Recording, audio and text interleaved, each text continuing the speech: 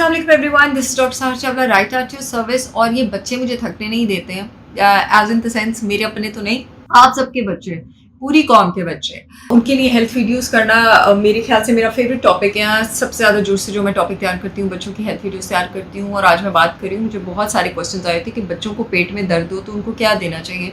देखिए जी, बच्चों को पेट में दर्द one of the most common problems जो आपके पास बच्चों में होता होगा वो पेट में दर्द होता होगा।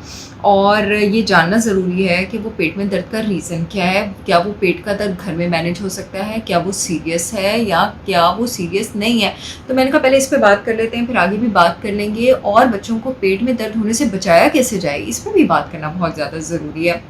देखें, अगर जो दर्द है वो लोकलाइज्ड है, जनरलाइज्ड नहीं है, यानी रेफर नहीं हो रहा, एक ही जगह पे हो रहा है और नॉर्मली वो ज़्यादातर अपर एब्डोमिनल एरिया में है, यानी आपकी जो बेली बटन है उससे ऊपर है, और उससे बच्चे की जो एक्टिविटीज़ हैं वो अफेक्ट नहीं हो रही, उसका खेलना कूदना उठना बैठना अफेक्ट नहीं हो रहा, उसके साथ बच्चे को कोई पेशाब का इन्फेक्शन नहीं हो रहा, जेनिटल्स में दर्द नहीं हो रहा, पखाने में खून नहीं आ रहा है, डायरिया नहीं हो रहा है, जी कच्चा नहीं हो रहा है, उल्टी नहीं आ रही है, बुखार नहीं हो रहा है,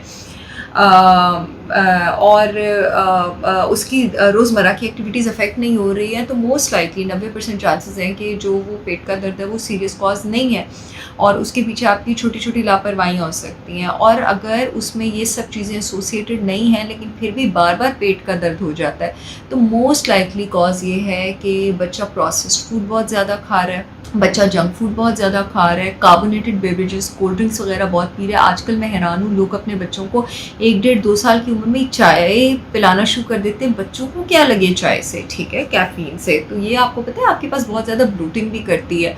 और ये प्रोसेस्ड फूड्स, ये फ्रोज़न फूड्स, जितने भी सारे प्रोसेस्ड ग्लूटेन ख़ास करके फूड्स हैं, अगर आपके घर में vegetable oil, sunflower oil, safflower oil, canola, इन सब चीज़ों का बहुत ज़्यादा इस्तेमाल हो रहा है, तो इन चीज़ों से गट का गुड बैक्टीरिया कम होना शुरू हो जाता है। आपके पास क्योंकि गट में गुड और बैड बैक्टीरिया का बैलेंस होता है, वो बैलेंस डिस्टर्ब हो जाता है, जिसकी वजह से खाने की अननेसेसरी फर्मेंटेशन गलत जगहों पे छोटी आंत में हो सकता है शुरू हो रही हो, और उसकी वजह से आपके पास बच्चे को बहुत ज़्यादा ब्लोटिंग रहती है। और इसके अलावा एक रीज़न ये भी हो सकती है कि फूड पॉइजनिंग हो जाती है। फूड पॉइजनिंग मोस्टली आपके पास ये मायोनीज़ वाले खाने, आर्टिफिशियल सॉसेस वाले खाने, ये बाहर के खाने जो बहुत ज़्यादा देर तक बाहर पड़े रहते हैं, फ्रिज का निकाला हुआ बार बार पिज़्ज़ा जो हम गर्म करते हैं, उससे फूड पॉइजनिंग हो रही हो। और ये जो नॉन सीरियस यानी कम सीरियस वाला एब्डोमिनल पेन है, जो कि इन सब सिम्टम्स के साथ, इन सारी निशानियों के साथ एसोसिएटेड नहीं है जो मैंने बताया, वो इस वजह से हो सकता है। तो इस केस में आपको अपने बच्चे की डाइट में बहुत सारे प्रोबायोटिक फूड्स इंक्लूड करने की ज़रूरत है। प्लीज़ खुदा के लिए मेरी माओ से बड़ी एहतरामन अपील है कि प्रोबायोटिक फूड्स पे रिसर्च करें, अपने आप को एजुकेट करें, ताकि आपको पता हो घर में कि केफीर कैसे बनता है, जो आपके पास फर्मेंटेड गोट या काऊ मिल्क है, जब उसकी फर्मेंटेशन होती है आप घर में बना सकते हैं, वो उसमें कन्वर्ट हो सकता है। प्रोबायोटिक में घर का बना हुआ दही कितना ज़बरदस्त प्रोबायोटिक है। छाछ कैसे बनता है, आप 3 हिस्सा दही ले, 1 हिस्सा पानी ले, उसमें थोड़ा सा नमक, ज़ीरा, हल्दी डालें, 3-4 मिनट मिक्स करें, छाछ बन जाती है, बेहतरीन प्रोबायोटिक है।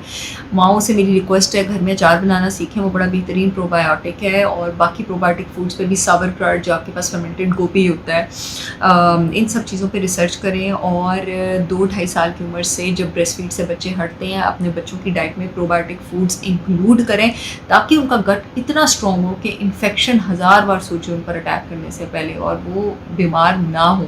और एब्डोमिनल पेन की बहुत बड़ी रीज़न होती है कि बच्चों की डाइट में प्रोबायोटिक फूड्स नहीं है, वो छोटे हैं तब से उनके हाथ में लेज़ का पैकेट है, बच्चों को हैप्पी मील आप नगेट्स खिलाई जा रहे हैं, सैड यूथ बना रहे हैं आप उनकी हैप्पी मील खिला खिला के 30 साल की उम्र में वो बीमार कुक्कड़ बने हुए हैं।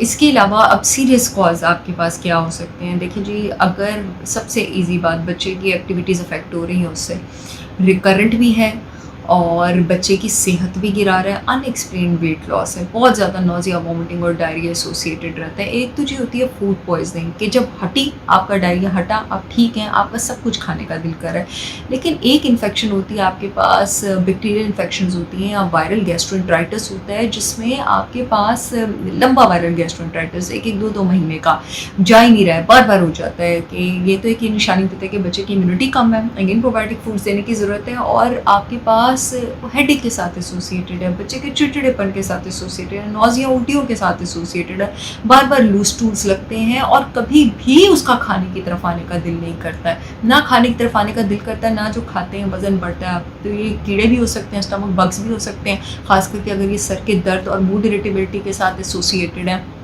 और उसके साथ साथ ये आपके पास वायरल गैस्ट्रोएंटेराइटिस भी हो सकता है। और वायरल गैस्ट्रोएंटेराइटिस में खास करके ये भी एहतियात करने की ज़रूरत है कि छूत का भी होता है। तो जो अपने बच्चे, जब तक इसका पूरी तरह इलाज नहीं हो जाता, आपने अपने बच्चों को स्कूल नहीं भेजना होता, और जो घर में ख्याल कर रहा है उसने भी अपनी हाइजीन का बहुत ज़्यादा ख्याल करना होता है। अच्छा, अब सीरियस कॉज ये भी हो सकता है, इस वजह के जेनिटल्स में पेन हो रहा है, पेशाब में जलन हो रही है, खास करके लोअर एब्डोमिनल एरिया में हो रहा है। पेन जो है वो जनरलाइज्ड है, जगह जगह पे पेन जा रहा है, खाली एक जगह पे पेन नहीं है। और ये बच्चे की जो एक्टिविटीज़ हैं, रोज़मर्रा की रूटीन है, उसको बहुत ज़्यादा अफेक्ट कर रहा है। बहुत ज़्यादा एक्यूट पेन है तो वो खुदा न खास्ता पित्ते की पत्थरियों की तरफ भी हो सकता है, एपेंडिसाइटिस की तरफ भी हो सकता है, अल्लाह ना करे कोई एक्यूट पेरिटोनाइटिस या और सीरियस इन्फेक्शन भी हो सकती है। तो इन चीज़ों को घर पे मैनेज करने की कोशिश मत करें प्लीज़, फॉर गॉड सेक। अपने पीडियाट्रिशियन से, बच्चों का डॉक्टर जिसको कहते हैं, उससे रब्ता करें ताकि वो उसका कॉज डायग्नोज कर सके। बच्चे का अगर आप देख रहे हैं कि या तो उसको बहुत ज़्यादा कब्ज़ रहती है, स्टूल जो है वो पेबल्स की फॉर्म में, पत्थरियों की फॉर्म में टूट टूट के आता है, तो यहाँ पे भी आंतों की इन्फेक्शन हो सकती है। या स्टूल डायरिया रहता है पखाने में और वो भी टूट टूट के आता है, और उसके साथ अक्सर बुखार भी रहता है, पसीने भी रहते हैं, बच्चे की हार्ट बीट भी तेज़ होती है और वज़न भी कम हो रहा है। तो ये भी इंटरनल हीट स्ट्रेस और आंतों की इन्फेक्शन, ट्रॉन्स और अल्सरेटिव के साथ एसोसिएटेड हो सकता है। ये एक और चीज़ के साथ भी एसोसिएटेड हो सकता है, बच्चे को बार बार डायरिया हो जाना, गैस हो जाना, ब्लोटिंग हो जाना। हमारे पास 65% of Asian population lactose intolerant है, हमें दूध हज़म नहीं होता। लेकिन हम बाज नहीं आते हैं इस बात से कि अगर हमने अपने बच्चे को कोई दूध की चीज़ पिला दी है और उसको डायरिया हो गया, गैस हो गया, वो रो रहा है कि मुझे हज़म नहीं हो रहा, लेकिन हम बाज नहीं आएंगे, हम उसको वो चीज़ पिलाते रहेंगे। और मैं आपको बता दूँ, ये लैक्टोज जो आपके पास, मेरी एक पेशेंट आई थी तो उनकी बच्चे का मैंने लैक्टोज इंटॉलरेंस का चार्ट बनाया, माशाल्लाह is doing now fine, is putting on weight. उनको मैंने इतनी काउंसलिंग करनी पड़ी कि आप इसको दूध की चीज़ ना दें, तो उन्होंने दूध की चीज़ें छोड़ दी थी और बाजार की ये चिप्स वगैरह, लेस, लांठी सब कुछ लेके देती थी। तो इनमें लैक्टोज होता है, तभी वो कहती थी मैंने तो सारी चीज़ें छोड़ दी हैं। फिर जब उनकी पूरी हिस्ट्री ली तो पता लगा कि बीच में चिप्स वगैरह तो दे रही है, तो बिस्किट्स तो दे रही है, तो उसमें भी होता है, उसके लिए बहुत स्ट्रिक्ट परहेज पे जाना पड़ता है। और अब तो लैक्टोज फ्री प्रोडक्ट्स मार्केट में इतने अवेलेबल है, वो तो ये चिप्स वगैरह देने ही नहीं चाहिए। आइसक्रीम तो लेकिन आप बिल्कुल भी नहीं दे सकते हैं ना लैक्टोज इंटॉलरेंट केस को। तो जब 65% पॉपुलेशन लैक्टोज इंटॉलरेंट है, तो अगर आप दूध वाले प्रोडक्ट्स अपने बच्चों को देते हैं, शुरू में ही आपको पता लग जाता है कि वो लैक्टोज इंटॉलरेंट है, तो खुदा के लिए छुड़वा दें। दुनिया में बहुत सारी और चीज़ें हैं जिससे आपके पास कैल्शियम की कमी जो है पूरी हो सकती है। Nuts, beans, green leafy vegetables, ये जो बच्चों पे ना किया करें। और वैसे भी फूड एलर्जी और फूड सेंसिटिविटी भी हो सकती है बच्चों को।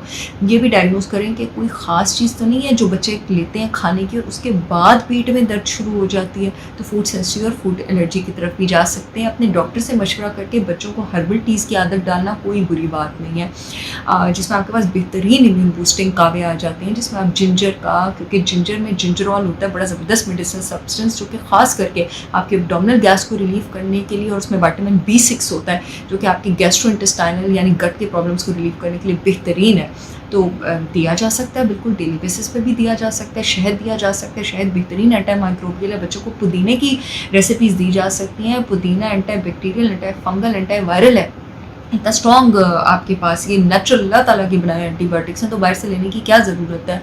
और बग़ैर वजह के बात पे उठ के अपने बच्चों को एंटीबायोटिक ना दिया करें। ये भी चीज़ें उनका गट कमज़ोर करती है और उनको फिर बाद में बार बार पेट पे दर्द रहता है। वो ठीक करने के लिए आप बग़ैर, क्योंकि एक बार आप डॉक्टर के पास गए होते हैं, 3 एंटीबायोटिक के नाम आपको आ गए होते हैं, वो आप खुद ही से देते शुरू करते हैं और बच्चों का 20 साल की उम्र तक बेड़ागर कर देते हैं अनजाने में। जानबूझे तो कोई भी माँ बाप नहीं करता।